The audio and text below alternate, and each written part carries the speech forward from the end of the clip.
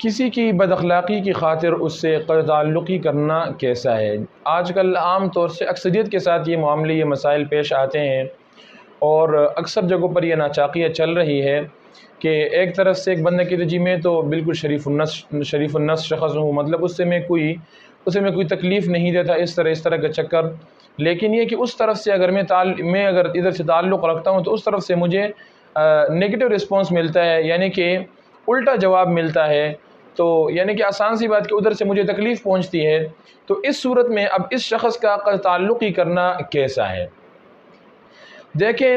سب سے پہلی بات تو یہ ہے کہ اگر ایسا کوئی موقع پیش آتا ہے تو بندہ خود سمجھائے جا کر کے اس شخص کو، جو بندہ اس طرح تکلیف پہنچا رہا ہے یا کوئی اور نگیٹو رسپانس دے رہا ہے، تو اس کو تو پہلے خود سمجھا لینا چاہیے. اسی طرح اگر آپ کے بول پر وہ ٹھیک نہ ہو، سیدھے راستے پر نہ آئے اور اسی طرح اپنی روش جاری رکھے، تو کسی عالم، کسی مولوی کے پاس، کسی مفتی کے پاس، یا اپنے کسی آس پاس تبلیغی بھائی کے پاس کوئی بھی شخص ہو،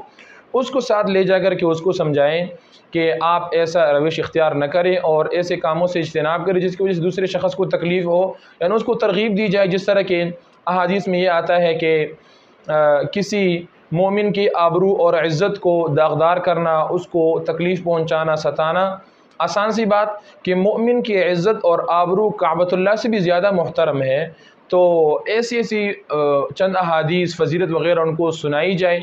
تب جا کر کے اگر وہ سیدھے راستے پر آ جاتا ہے تو یہ اشکال ہی ختم ہو جائے گا کہ قطع تعلقی اختیار کی جائے. لیکن اس کے باوجود اگر وہ سیدھے راستے پر نہیں آتا، اس کی روش سیدھی نہیں ہو جاتی،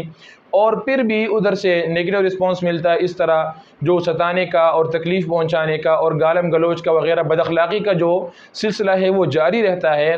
تو اس اعتبار سے پھر اگر بندہ قطع تعلقی اختیار کر لیتا ہے تو اس کی شرعاً گنجائش ہے. لیکن پھر بھی قطع تعلقی کا مطلب یہ نہیں ہے کہ آپ پکا اس سے بول چال بند کر دیں. کیوں؟ اس وجہ سے کہ اگر آپ پکا بول چال بند کر دیں گے تو مخالف سمت پر دوسری طرف سے جو نبی صلی اللہ علیہ وسلم کی حدیث ہے کہ 3 دن سے زیادہ قطع تعلقی اختیار نہیں کرنی چاہیے، اور اس کے بارے میں نبی صلی اللہ علیہ وسلم نے صاف ستھری وعید فرمائی ہے. تو ایسا نہ ہو کہ کہیں اس حدیث کے ضد میں آپ آ جائیں. تو پھر اس کا طریقہ اس کا یہ ہے کہ آپ اگر اس پر اپنا آنا جانا وہ بند کر دیں، مطلب اگر وہ ایک راستے سے گزر رہے تو آپ اس راستے نہیں دوسرے راستے سے گزریں. اسی طرح جہاں پر آپ کا اور اس کا سامنا آ رہا ہو تو اس کے بجائے کہ آپ اس کے سامنے جا کر کے کوئی بد اخلاقی ہو، بد کلامی ہو، آپ راستہ چینج کریں، تبدیل کر لیں، دوسری طرف سے جائیں. لیکن اگر کہیں آمنا سامنا ہو جاتا ہے تو کم سے کم دعا سلام جاری رکھیں اور پوچھ گچھ جاری رکھیں.